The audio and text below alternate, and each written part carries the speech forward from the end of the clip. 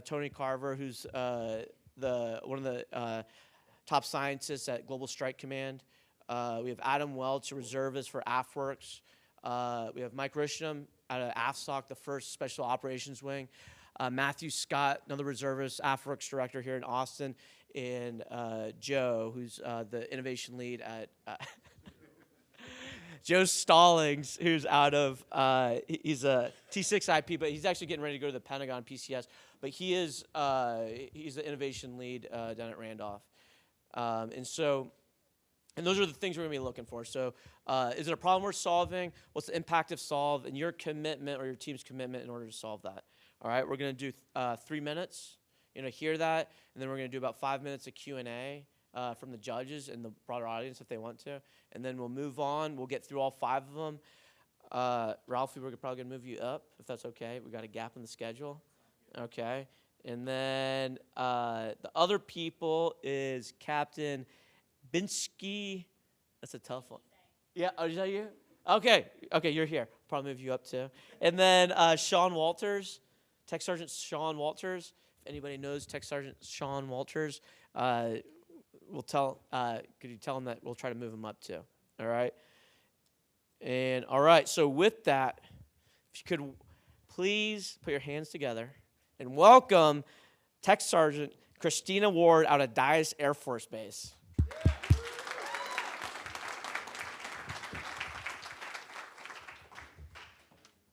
Hi, thank you. Quick correction, it's Cynthia Ward out of Dyess Air Force Base, but close enough.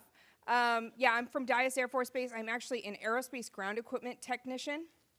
So in maintenance, we have a lot of grumpy old men that hate change. So innovation happens at a very slow pace in maintenance. But we're trying to change that. We need to change that because, air power starts and ends on the ground. So our ground maintenance capabilities need to match that of our air power capabilities. If the problem that I want to talk to you about specifically pertains to aerospace ground equipment, we have, at Dyess Air Force Base alone, 735 pieces of equipment. Ranges in size from 2 feet tall to, 6 feet tall and 8 feet wide. It's air conditioners, generators, oil carts, stuff like that. We have to deliver all of these assets throughout the flight line, and all of these deliveries need to be tracked. The location, the time, we need to be able to tell which assets come into contact with which aircraft and which systems, so that if there's a maintenance impound issue, we know which assets need to be impounded along with that jet to make sure that there's no contamination or anything like that. When we don't track it properly, we run into a situation like we ran into 6 months ago at Dyess, where we only have 9 oil carts for the B-1 airframe. And we had to impound 4 of those for 2 weeks because we had no idea which one actually came into contact with the jet. So it degraded our mission capabilities there at that point. What we want to do is we want to automate our tracking. Right now, we have our airmen annotating their logs on a piece of paper. And they come back and they spend a half an hour at the end of the day logging that into an Excel spreadsheet so it can be searchable. That totals out, along with also going out and trying to find an asset to pull it back for maintenance or find a particular asset to deliver out to the spot. If we don't have accurate tracking, we spend about 40 man-hours per week. That's an entire body that's dedicated just towards tracking. This can be completely automated. There's a lot of different options that we've explored so far. We've talked about GPS, RFID. We were talking to Algorithms here at SIBR for AI technology that can use security cameras, and AI technology would detect the movement of a certain asset and log it automatically. So we've been in discussions with a lot of different people about different solutions to this problem, but we haven't ever landed on anything specific that we know would fit all of our needs. So what we aim to do is we aim to automate the tracking. We aim to have accurate locations for everything so that we can just type it into a system and say, hey, DG43 is out here at 3 Bay. We know exactly where everything is at. And that would, again, save us an entire man's worth of time, which, as most of you may know, maintenance career fields are very undermanned. So that one entire body is imperative that we get that back. So that's our problem. And hopefully we can come up with a solution. Thank you.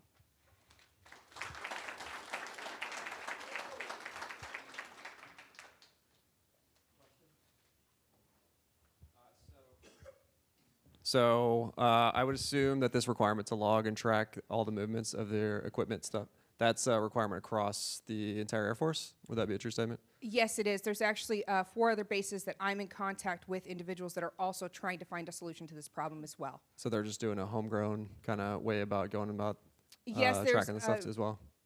Yeah, well, everybody else currently for their run sheets, it's still pen and paper.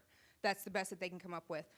Travis and McCord, I know, have bought some GPS systems locally to install on their assets. It's very early. They haven't fully tested out the system, but the capability, it just gives them an accurate location. It still doesn't replace the run sheets. So far, as far as I know, no one's come up with a permanent solution to all of the entire problem. Okay, so very scalable. This is Matthew. Thank you for coming up here and pitching. Would you please explain if it affects sortie generation, if any lack of the tracking at all for the aircraft? Yes, it definitely would affect sortie generation. Crew chiefs out on the flight lines sometimes have to wait a significant amount of time for us to find a particular asset, especially the ones in high demand, like a universal maintenance stand. That we only have 5 of those available, and if 3 of them are down for maintenance and we only have 2 left, we have to spend sometimes up to an hour trying to locate where that one is. So that pauses that sortie generation by an hour, and that's just one example.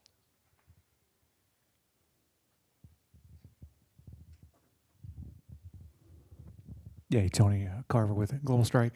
Just want to make sure that when you're talking about the equipment on the flight line, there's no sensitivity to the information as far as storage or for any of the different aircraft that we have as far as nuclear certified or any of that. Just for the companies that are working in the space, the information once collected, does that get sensitive at all? From my perspective, no, I don't believe it would be sensitive. I don't believe that you'd be able to track any kind of maintenance frequencies or anything like that just by judging the movement of the airspace ground equipment. From most of the people that I've talked to, as far as all the way up to our A4 at Global Strike, no, they don't see any kind of security issues with tracking this information at all.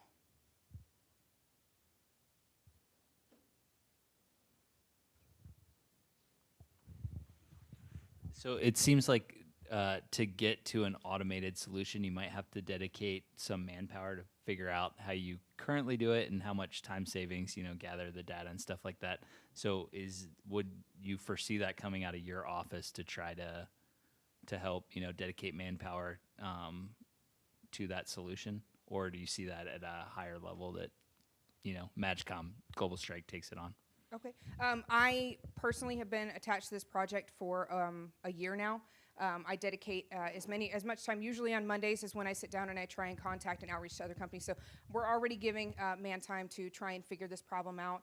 We have, I have an alternate here. So, we go TDY. I've been to 2 different AFWERX conferences trying to bring this solution forward. So we're definitely willing to dedicate the man hours it would take to solve this problem. One more, and I probably should know this. You mentioned other wings that you're in contact with. You just kind of run down a list. Are they all Global Strike, or is it across other MAGCOMs as well?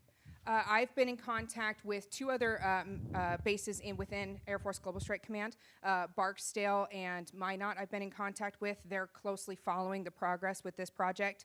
And then also I've reached out to Travis and McCord, which I believe are ACC. And then also looking through the ideation platform, I've also found some other, there's a technical sergeant at Guam, or Anderson Air Force Base in Guam, so PACAF, that's also interested in this as well. All right. Well, thank you very much, Cynthia. Cynthia Ward, everybody.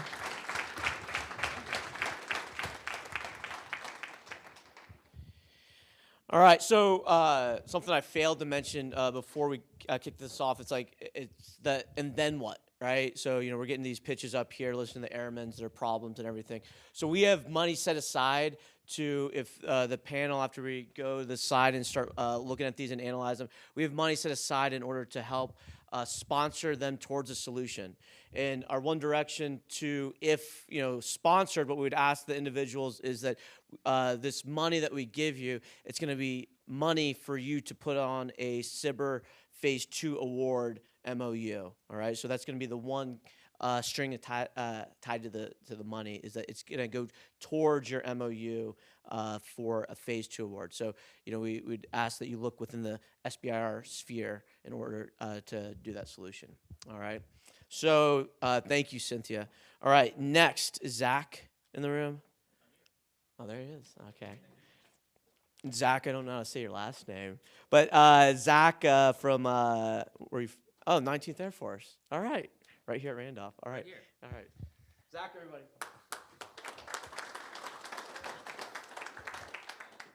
Hi, I'm Major Zach Tooley. I work at Randolph, as you just introduced, so thank you. I'd like to introduce Hunter Fang Moody. He's joining us from Vance.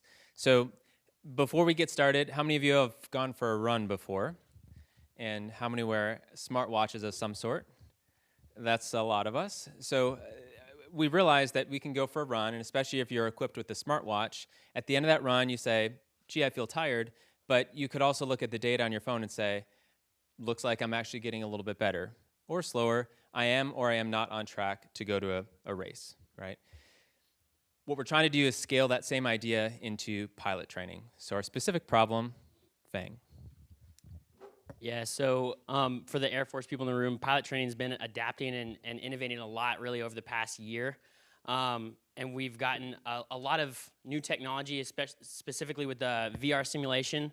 So all the pilot training bases are getting access to these new VR sims, but we very quickly realized as the students were able to get into them and play with them a little bit more that if they were left unproctored, they developed bad habits and bad training patterns, and even if they were with friends, they weren't getting as much out of it as the technology could allow. And even if you incorporate an instructor into that, that's a manpower piece, so you're taking them out of a cockpit to do something that could be potentially automated.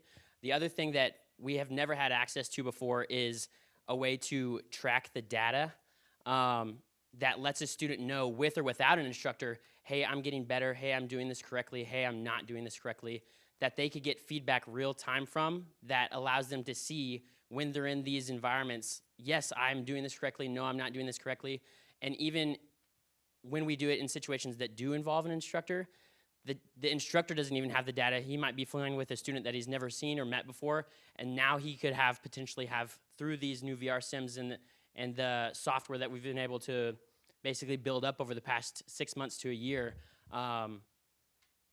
we've been able to kind of get access to data that we've never really had before, but it's being very underutilized, I guess. And so AI has a lot of potential in this world to where I could bring in AI potentially to coach a student to where they could get to a proficiency level that an instructor might not even be able to get them to in some ways, especially in simulation, because it's going to be able to potentially moderate that training based on the student even.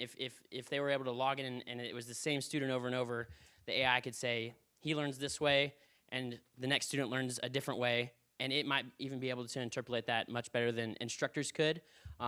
Plus, like I said, the data aspect of it, of just being able to track and see the progress in a light that we have never been able to do. So I think especially for these new VR simulations that we have, AI should and really should be the way forward. So. How committed are we to a solution? We're extremely committed. This is the #1 priority, not only for the AETC, so the MAGCOM commander. Our graduates go on to every other MAGCOM in the Air Force, but it's also #1 for the 19th Air Force commander. So we want to get after creating more pilots, better pilots in less time. Is this a problem limited to the Air Force? No, not at all. Not only are we 2,000 pilots short, but across North America, over the next 10 years, Boeing is expecting we'll need to make another 212,000 pilots. So we need to raise the bar. So going back to that idea of going out for a run, there's already the ability that without a coach, I can go out for a run and I can get a little bit better and more prepared for the marathon. But with a coach, instructor pilots like us, and the right technology, AI, we could certainly get to the end goal faster.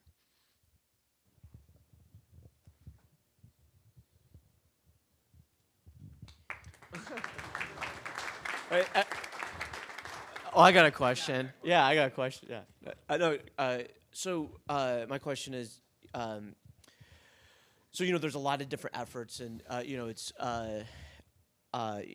Vance Air Force Base is, a base within a numbered Air Force within a MAGCOM, right? And so why are you best positioned, or are you better positioned in order to solve this vice, solving it at like the MAGCOM level?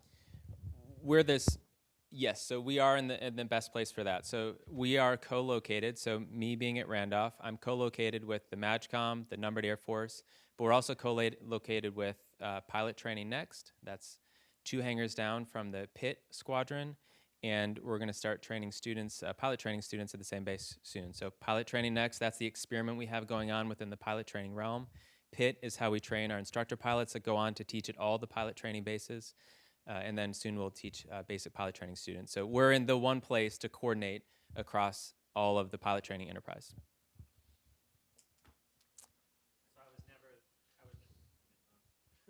There we go. I was never the Santa Claus instructor or evaluator, but that does kind of correlate to my question. And do you think it would help raise the bar of objectivity with regard to grading criteria, or the level of instruction that we would like to apply as uniform across the board? Well, it certainly would, and there's a lot we could do with this data. So as we see it, you might get back from right now specifically we're talking smaller, so we're talking ITDs, but this is our VR sims. This is something that can scale to the aircraft as well. So we can measure, when we get back, the computer is gonna recommend certain grades. We can see now, Mr. Santa Claus, do you take those grades the computer recommends and then move them all the way to the right? He's the star performer. Or are you the Scrooge and say, no, we're going to make him go far to the left? We can actually measure then, instructor by instructor, how we're adjusting. Is it bad to adjust it? No, because ultimately, as the instructor pilot, we hold the hammer on how someone gets graded. So we will be the ultimate judge on whether or not they pass, but the software can make us a little bit more objective with the quantitative input. I would just add on to that if you've ever been in an ATC pilot training type environment, you can tell someone to go home and study and chair fly, but like what they do with their time, sure, maybe they do, maybe they don't. Now with this software, I have the ability to tell them to go do something, and I'm not gonna go fly with them again until they get it up to at least a certain percentile of success, right? And if that means the guy next to him is accelerating faster than he is, I'm gonna get him through the program faster because I have quantitative information that he is doing what he's supposed to do, and he doesn't have his stuff together, right? So it gives me that stuff that we've never had before. There's another question. I was just going to ask a question about the data sources. You described that a little bit more detail. You're talking about the access to new data. What that looks like. Yeah, so the AI, some of the stuff that we've been able to see and look at, it basically grades to if you put in your criteria of what a good takeoff is, right? It will grade to 100th of a percentile of how on that criteria you were. Without that, one, all the legacy sims that we have don't track that, and two, if you're looking at it from an instructor's standpoint, I as a human being can say, hey, we leveled off and you got pretty much on altitude, but I don't have a way of logging that in a way. We do grade sheets, but I don't have a way of tracking that to the exactness that this software would be able to. Does that kind of answer your question? Okay, cool.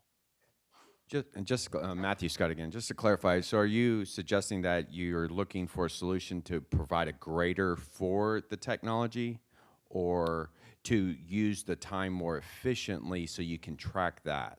I just got confused on what you're actually going after. Yeah, both.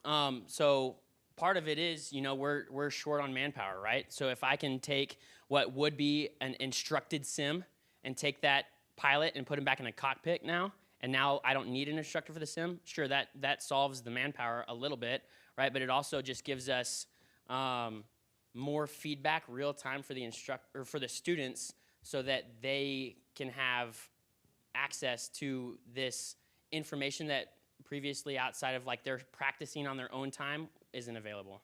Okay, thank you. Hi, Dennis Ignatovich from Aesthetic Integration. The instructions themselves, are they formalized? I presume all of the procedures and the way that what you're actually teaching to these folks, all of that stuff is formalized to some degree. Is that correct? Yeah, to a pretty high degree. And to please correct me if I'm wrong, but the question was in terms of what solution you're looking for. Is it also the case that you're looking for, let's say you have some training runs that you're looking at, you're also looking to understand how distinct are they from one another symbolically, and are there certain types of, let's say, flight situations that the student has not gone through, and you would like to actually have that information symbolically described to you, these kind of scenarios, so you can actually reiterate the fact that they should go through them in the next training. Is that one of the requirements? I don't know that it would be one of the upfront requirements. I think that would be a really cool, like, long-term goal if we could get it to that level of proficiency. Did you have anything else to add on that? Well, I guess I don't quite understand. So just in terms of the, I'm trying to understand the kind of the problem from a more technical level. So if you have data and you have certain, let's say, policies and the rules and the way that you're actually training to people to fly the airplanes, and once you have that data, I'm trying to understand what would you do with that data. So number one is, obviously, you said, okay, what's a good, like, takeoff? And so the way I think about it, those are certain patterns of, let's say, you know, actions, etc. But once you have all of that data, it'll also tell you not only what have they done, but what from the manuals they have not done as well. What are the types of situations that they haven't gone through in training? And I just thought that that's something that you would want to know as well. Right, and what we want is a way to measure someone's performance when an instructor is not there, so kind of that virtual instructor. And using my analogy of going out for a run, I would never think of going out for a run anymore without my heart rate monitor and my Garmin. What's the point? I don't have any data to go with it. In a similar way, why would a student train if they're not getting any feedback on what they're doing? Training makes permanence. Perfect training makes perfect pilots, right? So in that way, I wanted to make sure that when they're practicing, they're actually getting some feedback. When they're with me, I would like to make sure they're getting the same feedback too. If I can tailor my instruction accordingly then. All right. Well, thank you very much, Zach and Fang. Thank you.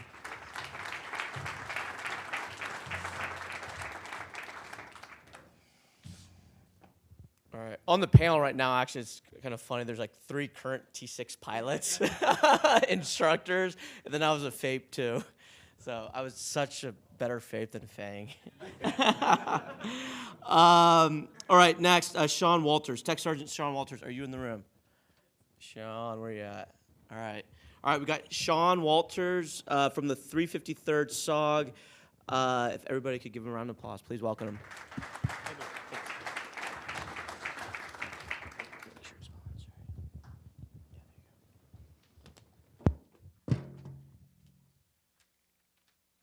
Hey, how's everyone doing? As stated, I'm Shawn Walters. I'm from the 353rd SOG, and I'm here to talk about a few of the problems that my group currently is facing. So the historic SOG that I'm representing has 3 major problem sets we're looking to solve. We have some of the best and brightest to include 12 outstanding airmen and NCO of the year. We're responsible for the rescue of 12 Thai boys from a flooded cave and home to the 1st Special Operations Squadron. But due to our geographic location and the AOR, we're leading the way in some of the negative trends in the Air Force. The first being corrosion control and management of. Kadena is currently undergoing a $700 million housing refresh. Our facilities, quite honestly, are just falling apart. Concrete spalling, the hangar doors don't operate, and rust on one of those doors is large enough you could drive a bread van through. The other issue we have is tools. Tools basically have a consistent state of rust on them, and we've employed a couple airmen 8 hours a day for 5 days a week that do nothing but rust busting those tools. We have basically the 2 only 15-ton cranes, which provide us our engine change and prop change capabilities on base, among other things, and both of those are currently down due to corrosion mainly. One of those, the turntable heads, the bolts that mount to that busted off, and we've discovered that, so that's extensively down for months on end waiting on parts. So that's some of the problems that we're facing today. So this problem is basically affecting a multitude of AFSCs and taking massive bandwidth and resources away from the mission. Our second problem kind of ties into the first problem, but the aircraft are needing more maintenance and require extensive downtime, often corrosion related. However, the planes break for a magnitude of reasons. This leads to a backlog of aircrew training needs and proficiencies that quite honestly drop off, essentially reducing the capability for us to do the mission and be relevant in the fight tonight. We can't fly an aircrew stateside to fit in some sim time, despite that's currently what we're doing. It's not sustainable, it's not cost effective, and we're looking for a solution. Lastly, the next generation of airmen, well, how do I put this without getting a call from the EO office? They're different, right? Not different in a bad way, but a way that we need to acknowledge that, in a way we need to exploit some of the technologies that your guys' companies currently offer, and the Air Force needs to start incorporating.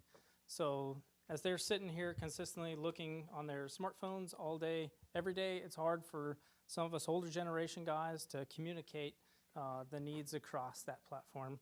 So if you're an app developer, a psychologist for adolescents, or a gamer who can just hack, you know, like, I don't know, I don't play games, but maybe Fortnite or something that we can subliminally put messages out to them.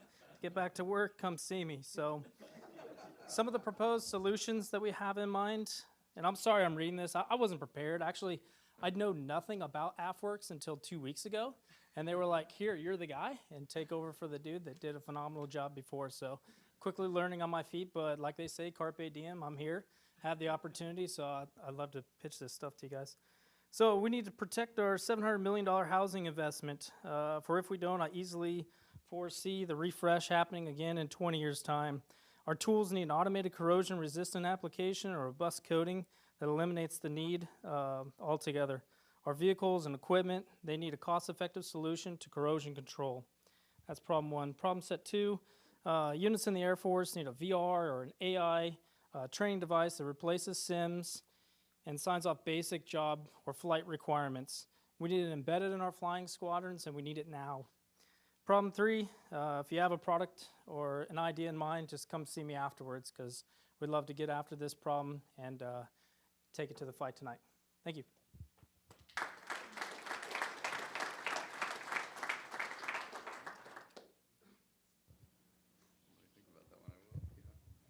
All right, so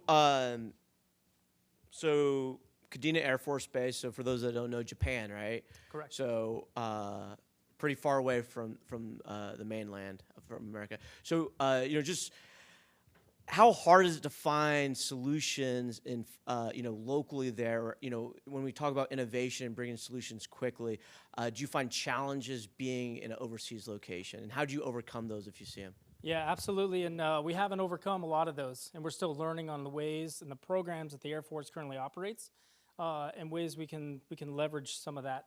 So to give you an example, we wanted to get basically like an overhead crane that could be mobile, right? So we looked at all the GSA advantages, the DLA, and companies that currently offered a solution to that, and quite honestly, it was just too large for them to be able to feasibly able to ship that to us. So they asked us to go locally and try to resource it. So we called Johnny, you know, downtown, and he's like, yeah, I can totally take this refurbished one, and, you know, it might be able to meet your needs. So that is kind of what we're faced against. The AOR is a logistical nightmare. We just don't have the surplus to be able to put the parts, especially for the aircraft parts, on base. So we're consistently going MICAP or just waiting days on end to get a basic bolt to put that aircraft back in the air.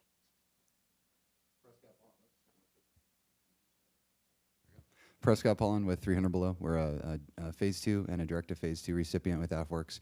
We have material science company. We freeze metals, rearrange molecular structures. One of the side benefits is corrosion resistance, and we're doing that now with the Air Force for firearms and brake rotors with ground vehicles and fixed wing assets. And so my question to you would be, all these tools, tools is big for us. We can treat a lot of these tools. Do you have knowledge of the metallurgy that's being used? Is there a way that you can track the different types of metallurgies, which is probably to you as an end user not something you think about, but in a way that we can have conversations with industry, not just my business, but with any company that wants to attack this problem set? Is there a way that the airmen and in your wing are able to track what types of tools are having the issues, and more importantly, what metallurgy, so we know how to resolve those issues. Yeah, so I think the metals that we have the most success with are probably chrome-plated.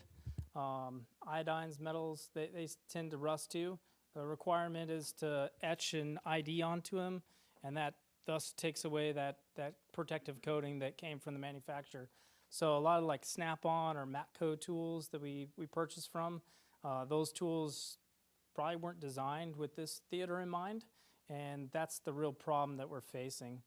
Some of it's also due to self-inflicted wounds, right? So lack of knowledge and training somewhat on our part has led us to do some abrasive corrosion resistance, and that leads to other problems down the road.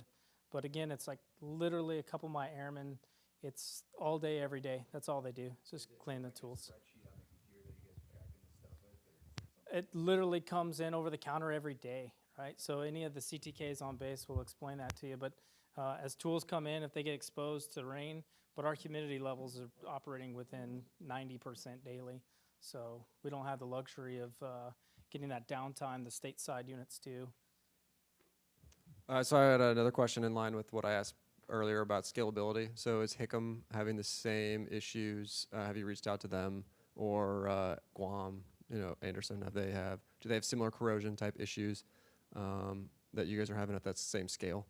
Yeah, the corrosion is probably affected DoD wide, right? So not just geographically located to the AOR, but I came from Herbert Field, where there we had a lot of humidity and a lot of corrosion issues on that base. It wasn't to the magnitude that I'm seeing now. This is the worst I've seen in my 17 years. Do you think that's the magnitude is because of the geographic location? It's gotten further along?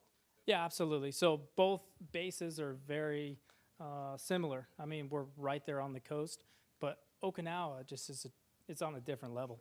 So yeah, it's definitely visible as you're driving anywhere on base. You can see the corrosion and the effects of. So Mike Ristam, I'm from Hurlburt Field also, so I feel your pain. I grew up in Florida, so all my nice toys broke early on, right? Yeah. So everybody's talking about metal and metallurgy and all that. We now have the capability at the lowest levels to 3D print, right, and use materials that are as strong or near the same strengths as metal, right, but in something that's more composite. Have you guys explored that? And if you have, what are some of the hurdles that you guys have seen with that potential? Yeah, so we're new to 3D printing, but I see that being one of the forefronts of the next revolution. So we recently got awarded an $8,000 3D printer. It's more of like a tinker thing right now. We've had some use cases. We've printed some co-pilot keyboard covers that are protecting the aircraft due to internal leaks. And we're looking to expand that knowledge. But right now, we mainly got that technology to understand the technology and our younger generation to be able to exploit that. So the day when it does come, which is probably near and true, but when we can print metallics, as you're saying, and be able to duplicate like tools. But if you guys have a pathway or a way to share some of those files with us, we're deeply interested in that. So that will eliminate the use for corrosion resistance, right, with different materials. Thanks, sir. I just got one more here. How's it going? My name's Todd Rudovich with Element 119. We've been awarded a Phase 1 SBR contract.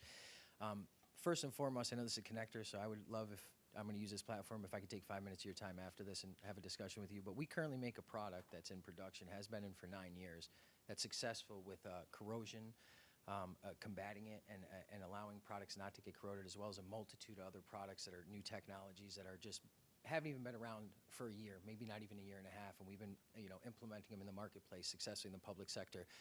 One question I have is that it's been so hard for me to find the exact right person to talk to, because I'll talk to a maintenance guy, he's not the guy that paints, you might use a contractor. I'll talk to a paint guy and then I get pushed off somewhere else. I would love to pick your brain or maybe have an answer to the question of who would be the person that I immediately need to speak to that addresses that issue, and it might be you or a multitude of you guys. Yeah, so I think there's one of me in every group, right? So I'm dual-hatted. I run a CTK, so I deal with that problem on an operational level every single day. But I'm also like the director of innovation for the group as well. So I come to the big bosses and throw ideas at them, and I get their ear. So there's somebody that's out there in every group, they're probably in the audience as well, that are the innovators, And those are the ones that get the time and face time with the commanders that ultimately can put their money towards a product that you offer. Yeah, let's go. Let's do it. That's why I'm here. All right. Well, thank you very much. Thank you, Shawn.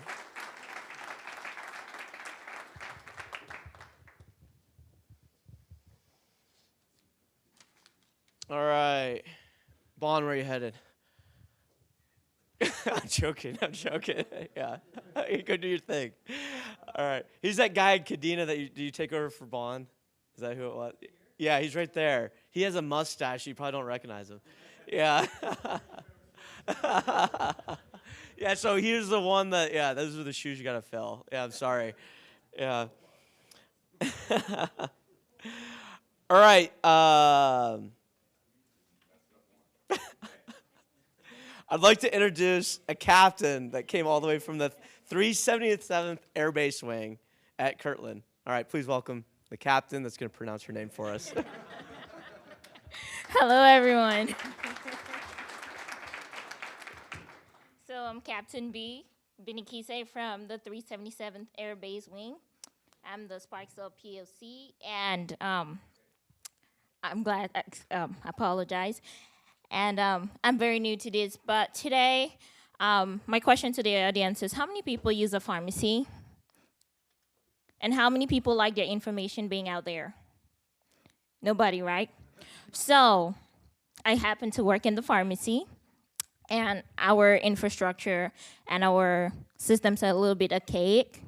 And we have this, it's like a rat maze working in the pharmacy, right? And our bagging system has the patient's information where other patients can see it.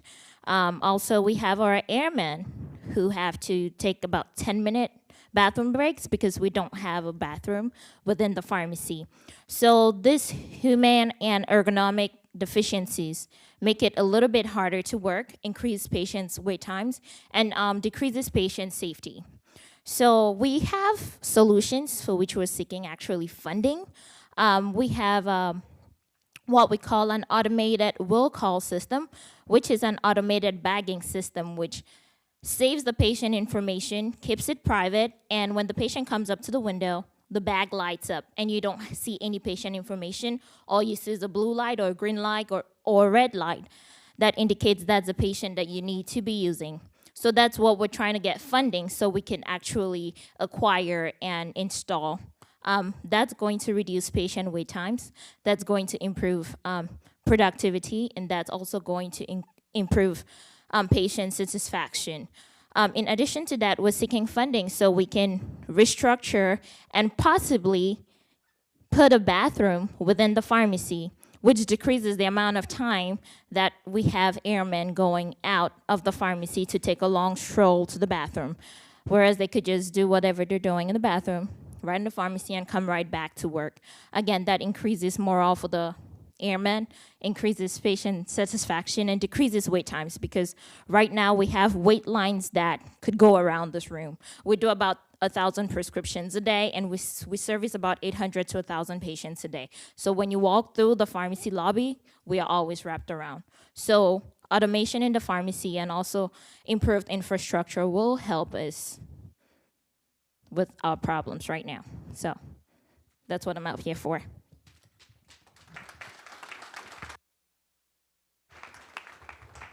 So are you all informing any of the other pushes to, like, for example, there's retiree and military, I think, access to automated systems to deliver the prescription and refill to your house without ever going to the pharmacy. But it seems like a lot of people don't utilize those systems, and that could be potentially a different solution to your problem. Is really just advertising the current ones that are available. So we currently do advertise home delivery. However, there is a copay that the retirees do not want. And also when patients go downtown, some of the active duty members have a copay. So how do we save them from spending their dollars while efficiently delivering those medical services that they need to them, right? So yeah, we do advertise that, but with when you talk about people getting stuff free versus having to pay for it, they'll rather come in and wait for it free and wait a long time. Yeah, it just seems like it might be maybe the money is better spent on getting rid of that copay instead of proposing another new solution. So what I found as a wing innovation rep, and you and I spoke yesterday, right? So you're new to the space, right? The innovation space. Yes, I am. And the wing. Something I recognized early was I felt like I had to generate solutions, right, to fix my own problems. That's the nice thing about AFWorks and kind of the cyber space. All I have to do is accurately identify a problem, right, and then I can help people. I can have people help me get out of my own head. So things that you might want to consider, right? So this is a problem, and it sounds like you've identified a solution, and that solution might work exactly for what you're trying to do. If you look at scalability and applicability across your entire wing, what if you found a solution that could solve things like, so you talked about having long wait times. What if I could develop an app that scheduled people or allowed people to schedule more efficiently, so I don't have those long wait times where I don't have airmen waiting at the bathroom, things like that. So if you think on a bigger scale, and then I could take that app potentially and use it to schedule my JA folks, right? So they're, instead of pounding my JA office at the end of the day when everybody gets off work, we can kind of do this automated scheduling, this AI-based scheduling. I know AI, machine learning, and data lakes. Everybody loves to say it, but nobody really understands what it means. So if you identify your problem, but don't be so set on a solution that you miss or generate additional problems. Does that make sense? It does make sense. Okay. And actually right now we have what we call, or we're working on what we call an ATM for prescriptions, which allows people to come in when the pharmacy is closed to actually pick up their medication. So we're working on that. But how do we look for other ways to also mitigate what we're facing right now and bring in additional solutions just to make the processes more streamlined and more efficient for everybody? So I think the bathroom, that's probably out of the scope of what we're doing here. But, so, you did mention a solution. So just so, we understand kind of the ballpark figure that particular solution that you're talking about is, so how much are we talking? We're looking at about 25 to 50K.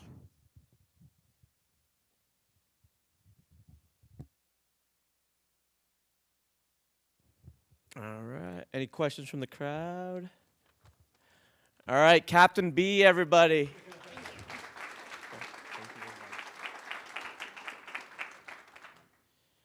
All right. And then,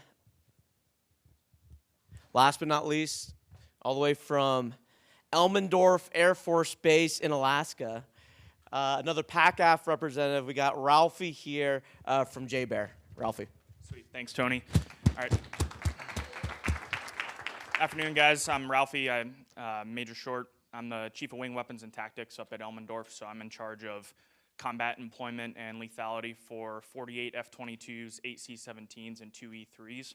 And something that we do at least 3 times a year in Alaska is we try and get everybody together to execute a large force exercise, a large force mission, right? You guys are all familiar with that in the front row. The problem is that the tactical level operators, we don't have the ability to collect data, aggregate that data, and then enable the creation of those mission execution products that we need. Right now, we've got guys that are creating Excel spreadsheets with macros that ends up breaking when that smart dude or gal leaves, and then we can't actually execute that macro spreadsheet anymore, and we have to start all over. So what I would like to do is propose Widow, so it's a web-based information dominant warfare. That's what the Project Widow is that I wrote on the sheet. I heard you guys talking earlier. But my overall mission for this is just to enable faster information sharing, easier planning and coordination, which is going to then lead to more lethal execution. And that's going to be powered by that data aggregation. So a couple points on, or more points on why the Air Force needs this, is airmen are spending time right now creating workarounds instead of actually focusing on the mission and how we're gonna go kill people. The existing software, networks, and connections that we have available to us to go plan and go execute are woefully inadequate. I mean, you can barely load Google Chrome on the Nipper network, and we're sitting here trying to utilize a heavily macros Excel spreadsheet to input over 500 fields of data, and that's for one mission. That takes about 12 hours. So think of that, if you were one person and your whole job for 12 hours was to sit there and input with your human capital and your human time, 500 fields in an Excel spreadsheet, how many errors are gonna be in that? And then all of the other people that are executing that mission are also relying on that data, so they're gonna potentially have those mistakes, which could lead probably not to mission failure, but at least to some confusion later on, which is gonna have to be figured out. Last thing is that the distributed operations are gonna require seamless integration. So in PACAF, we have a lot of ocean in PACAF. We've kind of heard about that earlier. We've also got a lot of small islands out there too. So a concept that we've been talking about in PACAF is agile combat employment. So if I have a 4-ship of F-22s, they end up potentially landing somewhere that we didn't think they were gonna land on that particular day, then I gotta have a way for them to kind of report their status in a low bandwidth, low data rate, any way that they can get an internet connection, tablet, phone, computer, whatever it is. And then the idea would be from this widow, they would be able to select their mission for the day, report their status, and then either a tactical command and control or the Air Operations Center, like higher headquarters, could see that data that comes back and analyze it, figure out who we have the closest to then provide fuel, weapons, etc., and then send a message back. You know, it's like a status update, if you will, for that particular mission and those 4 Raptors, that your C-17 is inbound in the next, 24 hours. Just hang tight, something like that. So that's a PACAF specific application, but some other ways that would help us increase our lethality and speed is to get a tactical level operator design into the platform, because right now we're used to getting products to us that are usually 5 years late, and by the time we get them, they don't do what we need them to do anyway, because there was never anybody in my shoes or any of these guys' shoes actually in the acquisition process or the requirements working group process or the final production process to actually make sure it's something that we could go execute with on a day-to-day basis. It's going to give us the ability to coordinate between distributed planning cells. So I've got guys in Guam, Japan, Korea, Hawaii, Elmendorf, and we've all got a plan to be in the same place at the same time. Well, right now we do that on that Excel spreadsheet, try to send it on Nipper email, and try to put it on a SharePoint, which we all know how good SharePoint works all the time, right?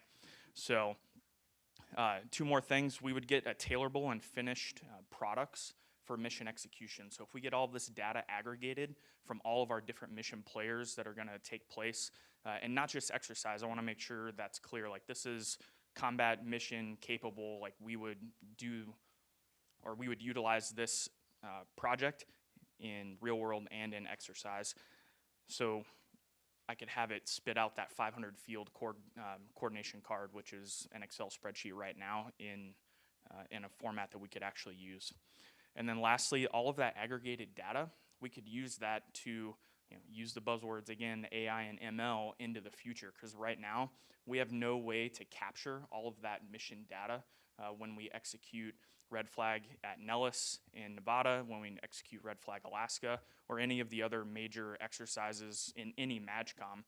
We're essentially creating single-use products for those missions, and the data doesn't exist anymore once you move on to the next day. So we need a way to aggregate that. That way when we come back to execute that same type of mission again, we're not starting from scratch of an empty 500 field spreadsheet. Open up for questions.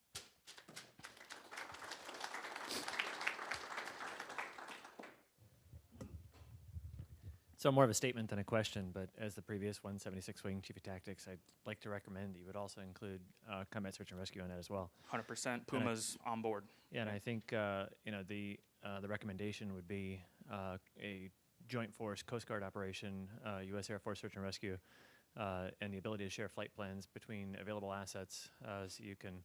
I'm 100% on board with knowing which asset is closest, the ability to reach out and touch that asset that is the closest, the ability to do joint force coordination, look at the possibilities of sister support or coalition support with Canadians and Canadian Search and Rescue Forces. Opportunities for this to scale are huge. Yeah, absolutely. And you know, the low data rate, low bandwidth requirement is really to try and like open that up to as many platforms, because multiple platforms have like a different black box that enables them to get some type of internet connection, but they don't all speak to each other, right? So if we can, you know, just be able to type in a bit URL and you know, you can pull up the mission for the day, then you can do exactly what you're talking about. Yeah, and I think, you know, just people don't realize that less than 0.1% of the area of Alaska is coverable by roads. So your Alaska State Troopers, it takes everybody in coordinated fashion to be able to go out there and prosecute anything within the state of Alaska. Yeah, absolutely.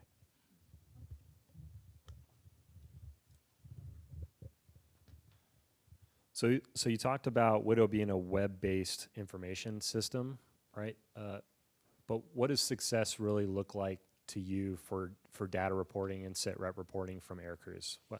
I mean, on a very basic level, you talked about low bandwidth utilization, right? But what else? Yeah, I mean, I don't want to shoehorn this into any kind of specific software or dashboard or anything like that. Really, I just need an accessible way to access that data and the real-time updates that would come to it. So, you know, I envision somebody in the COD at the AOC sitting there. They're potentially updating data, and then all the other TAC C2 can see that. Other mission players can see it. And then really the physical things that it's going to allow us to create with all of the data there to create, you know, products to go fly with would be the big win, at least initially. So are you looking for like a PED, like as a pilot, I go PL somewhere, like do my precautionary landing, right? Yep. And then I get on my personal PED or my government issued PED, my EFB, right, my iPad, whatever that thing is. Are you looking for me to be able to push data to some kind of talk through that PED, and then from the PED using that web-based service to create your data lake or your data information system? Yeah, absolutely. So, you know, the way I envision this is if, you know, let's take a red flag, for example. I've got units up at Eielson, I've got units at Elmendorf, and maybe a tanker coming in from somewhere else. Actually, a better example is the buffs coming out of Guam and doing that like 20-hour flight up. So I want the guys at Guam to be able to input their data for the mission into the tool. And then me as the mission commander at Elmendorf, I can select the mission, and it's got all of the data there from every player, you know, taxi, takeoff, targets, all that stuff. And then I can manipulate that if I need to as the mission commander, but at least I've got an aggregate of data that wasn't manually input by one dude. Okay, gotcha. So do you foresee that there's like a minimum viable product that would start to solve the issue so that you can do some testing on it to figure out if it actually does solve what the problem you think it's solving? Yeah, absolutely. So, I mean, we've got 3 red flags a year in Alaska that we could test it out on, you know, in every version that we get. We've got other major PACAF exercises that rotate every 2 years that we could utilize as well. We also have just a lot of aircraft, so we can try and, you know, test it at the base level too. Okay, yeah, I mean, I guess that gets at kind of the market of it, but my question was more of like, how much extra manpower bill, if there is much of any, could you accept from introducing an additional requirement that's still not solving the problem, because the initial solution might not, you know, answer that 500 field. Sure. I think getting the 12 hours back of that one guy or gal is pretty huge when you're talking about a red flag that executes for 10 days, 2 vols a day. So what's that? 120 hours, well, 240 hours basically you can get back from just one dude not sitting there transcribing something from a whiteboard into Excel, or literally having guys like standing over his shoulder like, hey, type this, that's wrong. And the other thing I forgot to mention is that one product dovetails into a bunch of other products as well, like you guys know. So if we make a change here and we don't remember to go change it over here, then like we're just starting all over. How much do you need on the tactical side As far as that data goes, the way we do it right now is really by like a target ID. So that's simple to do throughout the mission planning part. I would expect like the tar packs and everything else for the actual bomb droppers, like they're going to take care of that on their own. It is, but it's more on like a tasking. So it'd be like, bone 1-1, they're going to this target with this loadout type of thing. So I would highly recommend going forward, and this goes to anybody in the room. We've seen this in AFSOC where we develop a product, right? Our requirement is we need this thing to do this thing, right? But then we get it, and it's not platform agnostic, right? So it does really well on a Windows machine, but now I have an iOS device where I need that tool on my iOS device, and it's worthless to me. Yeah. And by the time I get it through contracting, right, through all my requirements, through the conventional process, right, by the time it gets to me, I might not be using this tool anymore. So platform agnostic is something that we're heavily relying on for our future requirements. Yeah, that's huge. That's a really good point. And to any of the phase 1 companies out here that are thinking that they want to jump onto this, I've talked with about 5 of you so far. Like, I'm not willing to create this product unless a guy like me or someone that I designate is sitting next to you while it's created, because exactly to what he's talking about. And if it doesn't do what we need it to do, then we're just wasting more time anyway. Can I just ask how you would plan to address the classification levels of the varying degrees of assets that you have up north? Yep. So I would say 90% of the time, our mission products that we go fly with are going to be unclassified, even for a combat mission, just to make it easier for data transfer and not having a secret pocket, etc. I have had real-world missions where we had to have secret data for specific strikes, and so that will be a future requirement where I need the ability of whatever this ends up being to basically port straight onto SIPR, get an ATO on SIPR, and it works exactly the same. Like, we can't have a bunch of weird changes once it goes up. Good question. Have you tried with any of the existing products out there?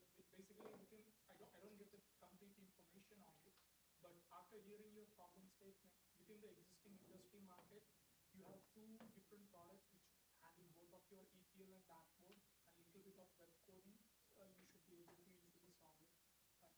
I don't know whether you have tried any of the existing. Yeah, we haven't tried any commercial products up to this point because, one, I would bet money that they probably don't have an ATO to operate on the Air Force network up to this point, and then 2, just not really. This is like a highly specialized input type system, so I agree it could be adapted, but we haven't been able to get to that point yet. But building the front end will be the most challenging, but the rest of the other pieces should be. Sure. Team like Kessel on, because they're building a lot of ATO type software. Is that exactly the same? But Yeah. that's what they're building. Yeah, there's been, so I'm plugged in with DIU on the West Coast and with Colonel Odie at AFWorks and, Kessel Run. They just signed a phase 3 that they're talking about putting this on as their software build. That's not a sure thing yet, so there's still definitely a chance for the phase 1s here to jump in and maybe go, direct to phase 2, et cetera. But It sounds like something you can build yourself. It doesn't sound like the company's going to be able to address very, very specific mission needs that could change from time to time. Yeah, I don't know. I disagree. I think it's going to be pretty easy to change data sets and be able to input the data. Yeah. Yeah.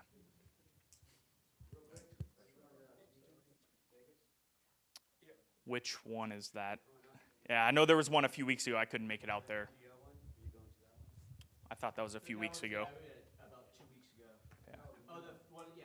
Oh, so Yeah. If I can make it, I'll be out there. Yeah. Cool. So I want to make sure that we're looking at scratching the right itch. If we have a widget or a thing that affects you guys, but yet what we're really talking about is how are we able to retask and move the chess pieces around on the fly. That's where, in my mind, machine learning would come in with the ATO process. So if you're building ATOs and taskings, and yet you say, over time, we've always tasked this guy to do this thing, the machine should be able to figure that out eventually. And if you say he's available, Sure. that becomes something that's input, and those fields get automatically populated based on things that happen. But that scratches a lot more itches than just a red flag or a silver flag. That scratches the whole combat air forces and how they task and assign based on availability, munitions, location, and so on. Sure. So I think we could scratch more itches with that. And it sounds like maybe some people are getting after that, but if not, that I think could really be scalable to something that industry might be interested in. Sure. I agree with what you're saying. I think the ability to get inside the map process and the AOC and everything, I'm gonna let Kessel Run take care of that. But once we get the ATO and we're told to go execute, like that's, if it's backwards compatible, cool. But right now, like we don't have any way to actually take the ATO and make it executable. Cool. All right, awesome. Well, thank you very much, Ralph. We appreciate it.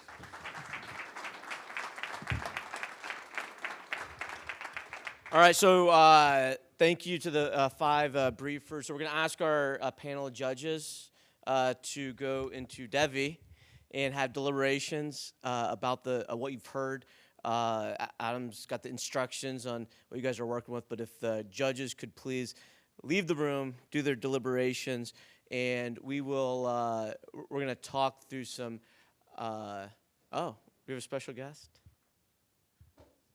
Yeah. And Kevin's going to join us on stage. And so if everybody could please welcome Kevin.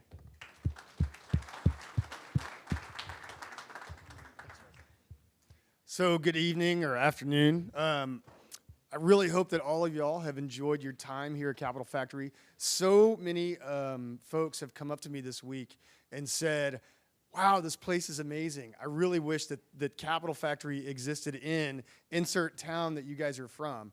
And so for that, I say thank you, because we are very proud of this space. We know that it is extraordinarily unique. As we say, this is the center of gravity for entrepreneurship, and no one else is even trying to do what we're doing here.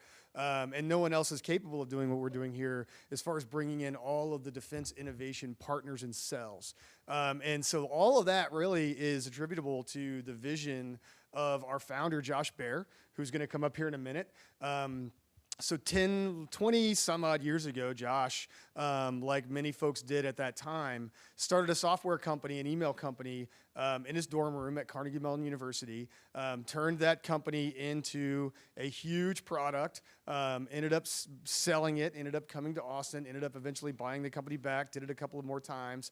And along the way, he discovered that he just really likes building companies, and he likes helping startup founders, apply the skills that he learned in starting, scaling, and selling his own companies. He came here to this building about 10 years ago and started what became the Capital Factory. And really he was working in this building on a company of his own. That company grew out of this building, but he still had a lease, so he had all this space. And he had a couple of buddies that were starting companies, so he brought those guys in and said, hey, you can just use the space. And he's helping them build their companies, and started connecting him to investor friends that he knew. And then all of a sudden, wow, I just invented the accelerator program. And that turned into a mentor network added in, and a fund added in, and then more floors, until now we have 4 floors here at Capital Factory. And then the Army showed up, and all of the different plays and tools that had been developed over that time, figured out how to put them all together and really and be able to deliver all these valuable services to these companies that makes it really, really attractive to all of our big partners. So again, I'm going to introduce Josh Baer, our founder and CEO, and the guy who you really should be thanking for all of the hospitality that we have hopefully shown you guys this week.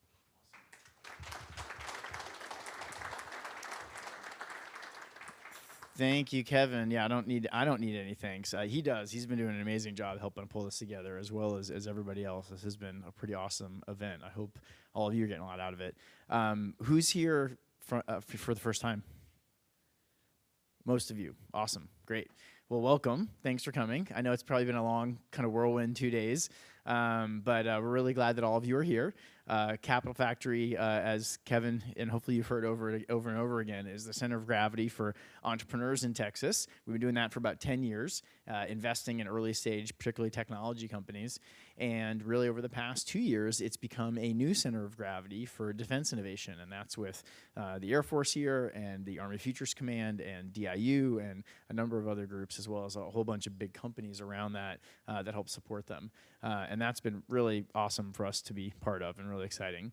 And honestly, I'm just so impressed with everything in particular that AFWorks has put together. They've got a pretty small team here, but they are on fire. They're just working it. And every single day, they're bringing interesting people into our community and introducing them to the things that are going on here. And that's really what this place is all about. We're not, we kind of fit into a lot of different labels where there's co-working here and there's event space and we have a fund and we invest in stuff. But really, we're all about connecting people together. And that's what these events are designed to do. That's the kind of things that we host here. And that's what we love about having AFWorks here is they are just constantly bringing in Army generals and people in service that have problems and people like you that have solutions and all these other interesting people into the community.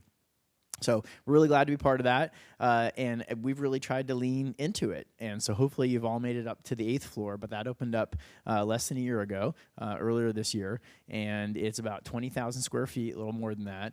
And from what I understand, there's 2 things about it that are really unique and special. One is that there really aren't very many places, if any, where you have multiple different government innovation units together in one place under one roof.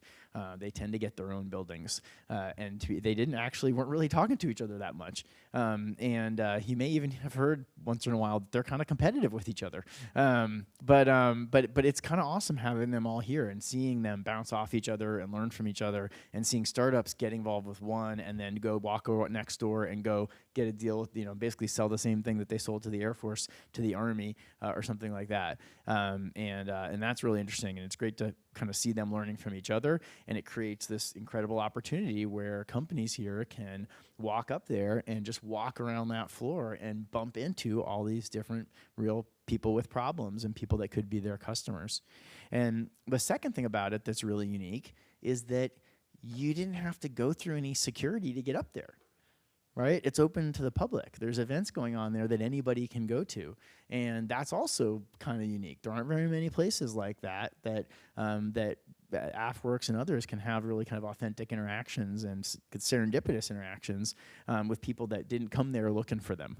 And that's why it's so cool that they're here and that they're part of our community. Because today's an example where they're putting on this incredible event that brought all kinds of people here.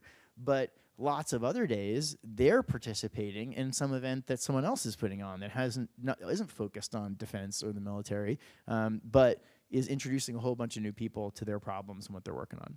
So, so we're really, like I said, just so happy to have you all here. I know this is certainly not the first time the Air Force has granted a lot of money, but it's the first event like this, and we're really proud to be part of it, and we're really hoping to see a lot more things like this. And so our focus up till this all happened has always been Texas. It started out as Austin, and then we kind of got a little bit wider, and now we're Texas, and we try to know every good company in Texas, and we invest in companies in Texas, and that's mostly because that's who we can help. Because if they're around here, that we can bring them into stuff that can help them get customers and get investors and bring talent into their company.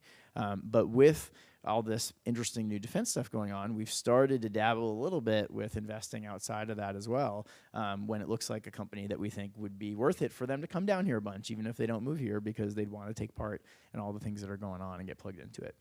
So we're learning about that too, and we've been really excited to be, we've probably made close to a dozen investments in the defense space over the past year or so. So that's basically Capital Factory, and just wanted to welcome you all and introduce a little bit just of why we're so excited to be working with AFWorks in particular. And I think that's all I got, unless anything else I'm supposed to say? Awesome, great. Well, thanks so much for coming. All right, everyone. Oh, hey, you're here. Great. All right, thank you, Josh. All right, so are the judges, Mark, if you looked here. Okay, so they're still deliberating. So, all right, so questions. All right, so let's just do, so tomorrow with the Capital Factory team, the AFWorks team, so we're going to do a start, stop, continue. All right, so now we have like a whole group of folks that can provide start, stop, continue feedback. Dangerous. I know, but no, dangerous. be harsh, it's okay. All right, so let's stop, start, continue. Like you guys just participated in the first Collider event, right? So, we're planning to roll more of these out in the future. So what should we stop doing? What should we start doing? What should we continue to be doing, right? And so with that, if anybody has you can just yell it out, and we'll just have free flow it. And then, are you recording? I'm gonna take notes. Okay. Yeah, I should record. Yeah, and that way, because so just free flow. So, all right, let's start with stop. So stop, things that we should stop doing, and. Come on. Harsh, but be honest.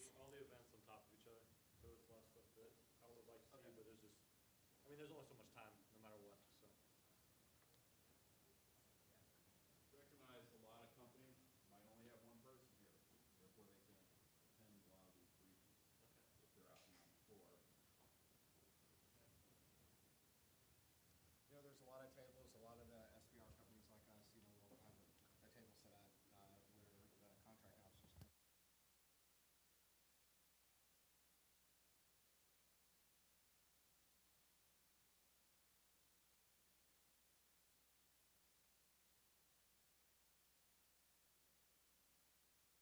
Yeah. It could be a start, stop, or a continue. All right, it'll just make it easy. Yeah, it's really feedback. What feedback do you have?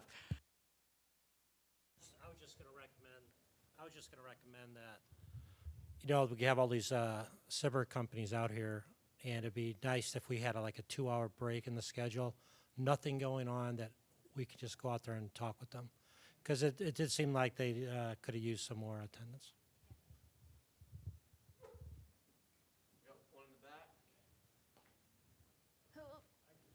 Okay, yeah.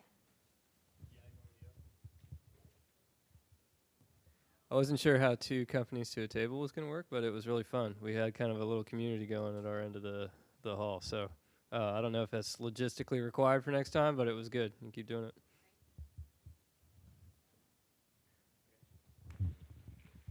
it. So idea would be to have sort of everybody that's got a table out there to have a wall where you can see the logo, the point of contact, like a face, so you know this person's face. So I've seen them in the crowd out there with this group, and then under that, what they're trying to solve as far as a problem, and then what their biggest need is right now for this event. Literally on like a whiteboard though. So as you get people to see your need, it's kind of a networking and innovation type of a concept. You're like, oh, this guy needs this, I can help him with that.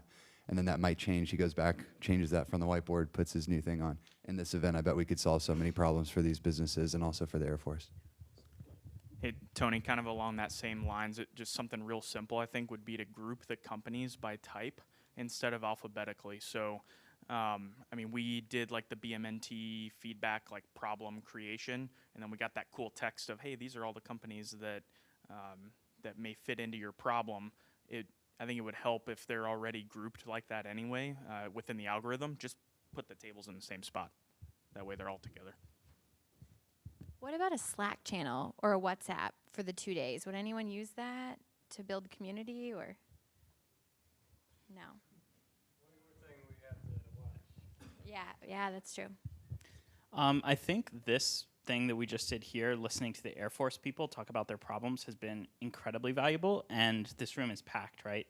I think if you guys could start getting deeper penetration into Air Force units, as far as like, it felt like some of these presentations came together at the last minute, but like earlier on, bring people into the pipeline, maybe fly them here specifically so that they can give their pitch, because we all really want to see this, and it seems like all the other Air Force people also really want to see like what other problems units are having. So I think this is one of the most valuable parts.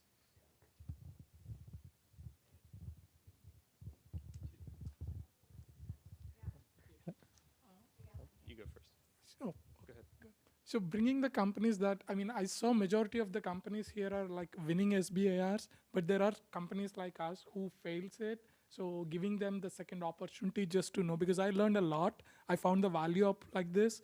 So whoever in the pipeline, it's not like a vetting SBIR, because agencies are struggling to get right number of applications on SBARs. When the companies are given next opportunity, they can understand the problems. It might be a different way and increase more participation. Just throwing out of this kind of events will actually help instead of road tour or other things which are done by cyber agencies. Having this is really helpful. Notice a lot of focus on the MOU when talking with government customers, and just would recommend AppWorks encourage kind of a lighter weight approach where we just get people in the room to see a demo, because sometimes it can be kind of off-putting, like, oh, you're asking for a big commitment or for money, and a lot of times small business just wants to get your feedback and show you the technology and don't want to put money out in front of that. Anyone else? Any starts? Any? I think for me, a lot of the companies talking to, I'm representing a large wing, and I can pretty much talk to a company and say, okay, that sounds interesting. I think that I have guys that are interested, but I don't know. So having the list that came out, I think yesterday, of all the companies, maybe a week or two before an event like this, would allow me to, circulate, hey, can you look at this and see if there's anything that catches your interest or ways that you might use it? That allows me to make more use of the time with the companies themselves, and actually maybe even get to the point where, and I think that is the eventual goal, that we can use this as a, hey, I want to ask you a few questions. Okay, we're ready to do an MOU right now type thing.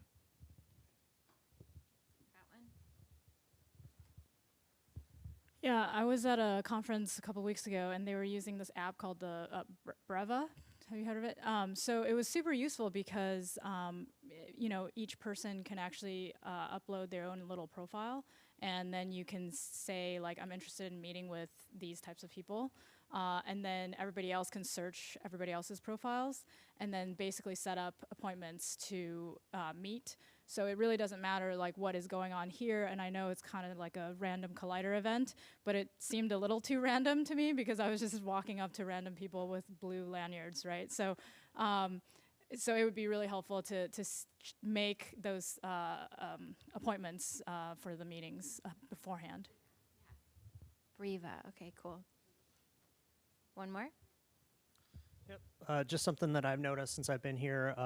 So I'm standing up innovation in my wing and for my enterprise, but I noticed there's a lot of folks here in that same boat who, frankly, we were given very kind of wide open marching orders, and we don't really know kind of what the right and left are, and we get that there might not be that, but either some working space or maybe some space on the AppWorks SharePoint that kind of helps us walk through start to finish. Hey, I'm now at X phase. What are the things I should be looking for?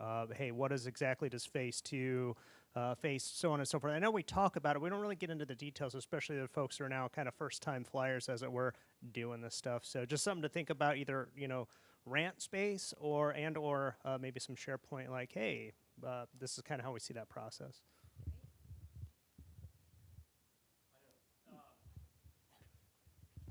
I got in several conversations, both from the Air Force side and from the cyber company side of, we could buy something off the shelf now. They have a full product line, not just the cyber that they're going through. And it's like, okay, what are the other avenues to go with? And we brought up PTAC and working with like DLA. And we thought of bringing them online to events like this too, to kind of take other steps forward in that direction. So we could, outside of cyber, we can make deals right on the spot with some of that stuff, some of the micro purchase type stuff. No, I think that's great feedback. No, thank you very much. I can't promise you won't get a Google survey asking for more feedback. But. Yeah, I know, but no, thank you very much. And so, before we announce the winners, I guess they're winners. So I'd like to recognize the Capital Factory team that helped put this on. So Kevin, who you've already met, but Mary Ann, who's been awesome, and then Mark Childers, where's he at? And so, they have been awesome. And, that's just the tip of the iceberg, as they say. Capital Factory has a really incredible team, and the demands and the constraints that we went with in order to get this event going and the timelines we were talking about, it was pretty incredible because we went from less than 50 people to over 500 people signed up in with 2 weeks of execution time. So with that, please give the Capital Factory folks a big round of applause.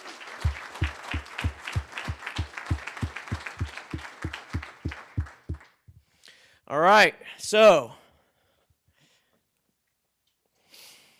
the judges had $250,000 to parse out. All right, and so we're in a situation where how do we get after the things that is really what was impactful for for these for the panel, and we had representatives from the Air National Guard, Global Strike Command, AFWorks, AFSOC, AFWorks Austin, and AETC.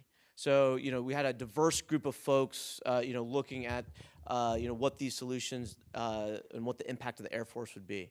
So with that, starting with so there's 3 winners here. All right, so not everybody won. So this is not a blue ribbon competition. So this is competitive, right? So just like Jeff DeGraff was talking about yesterday, this is a very blue thing, that bottom right quadrant. All right, so starting off, so working from third place. Is it third? Was it the third place thing, or was it? Okay, third place. Yeah, it was the smallest dollar amount too. So yeah, we'll call it third place. All right, so third place out of Kadena Air Force Base in the 353rd SOG, we have Tech Sergeant Shawn Walters.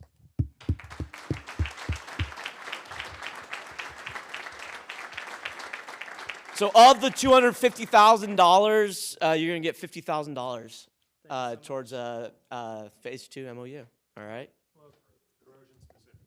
With corrosion. Yeah. All right. So Kadena Air Force Base, really thanks you guys for the Yeah. opportunity.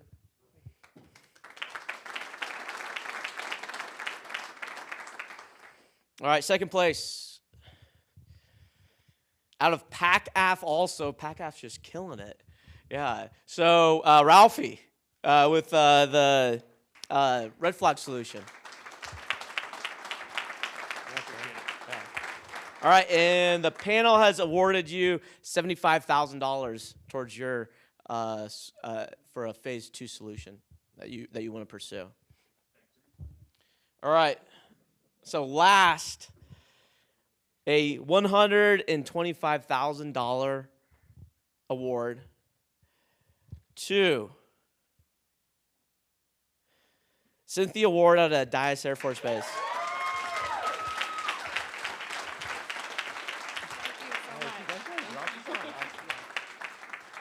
All right.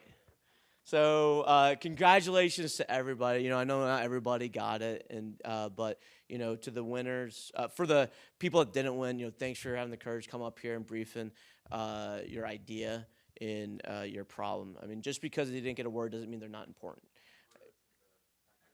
Oh, and the panel has decided to take an active role in helping you towards a solution. So following this, yes, you're not awarded any money.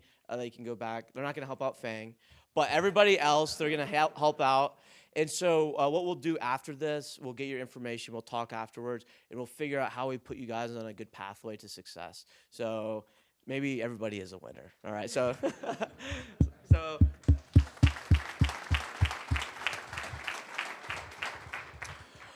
all right. So, this is the end of the event. Obviously you guys, can stick around as long as you want at Capital Factory until they kick you out.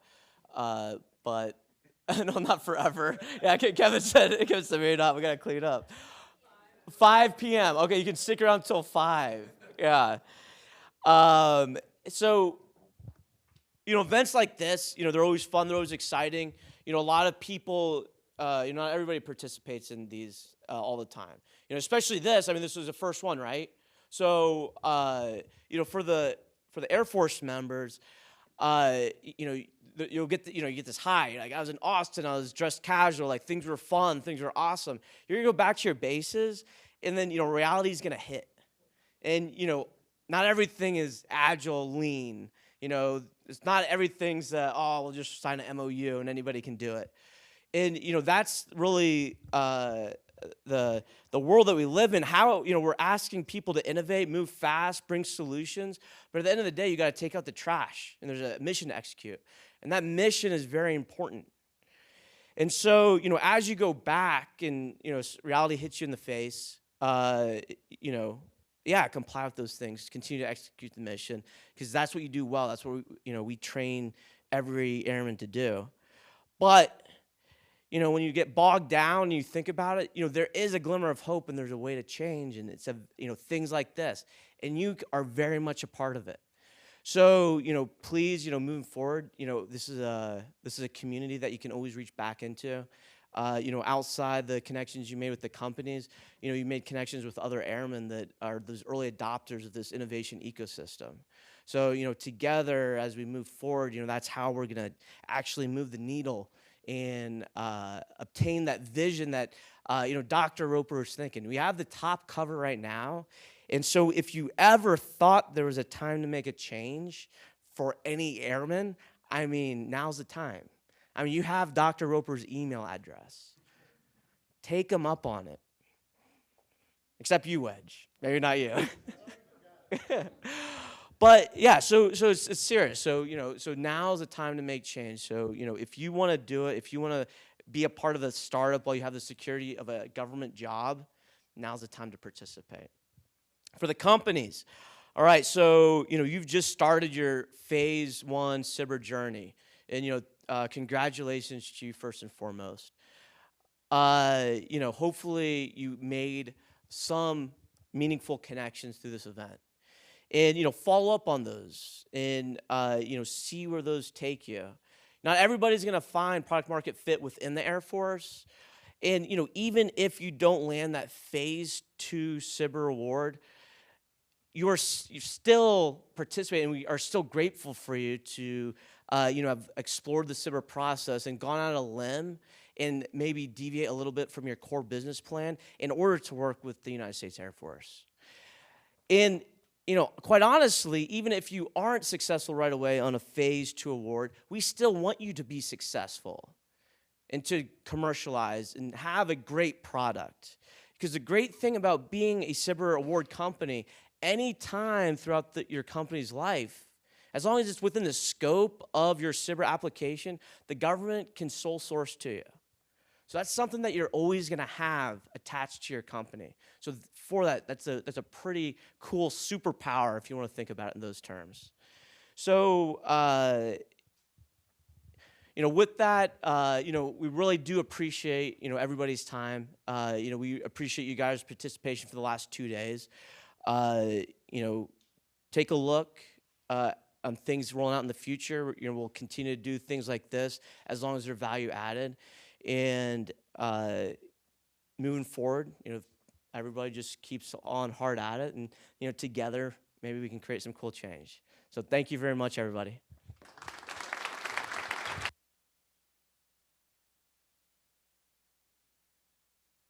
I just want to say thanks as well. Thanks to the companies and DoD members especially. All of us in this team,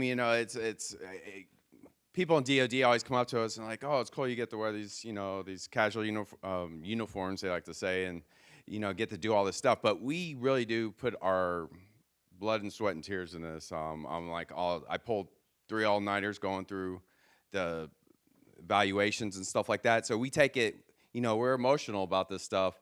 And what's going to happen is you're going to get very attached to these companies when you're working with them. And you're going to be going through it, and guess what's going to happen? We can't choose all the phase 2s. I want to, personally. I'll want to. But you won't get chosen. And I just ask from all your members is just keep on going, keep a positive attitude. Just today, 2 people threatened. I get called everything from the Air Force level on down because they didn't get chosen, and I didn't magically know that that was their number 1 priority. So just realize, hey, it's not personal if you don't, but just keep going, keep moving, and just because we may let you down this one time or you feel that we let you down, I promise if you come and let me know, I'll work with you on the next round. For these ones that we just released these last 2 weeks, the next round is opening up in 9 days. So it's like, even if you don't get it this month, guess what? 4 more months, you can apply again. So I just want to personally thank all of you for caring, because that's what I want to see. And feel free to always reach out to me. I know I'm lagging about 3 to 5 days in my email returning, but please feel free to reach out to me. Thank you all for attending. I appreciate that.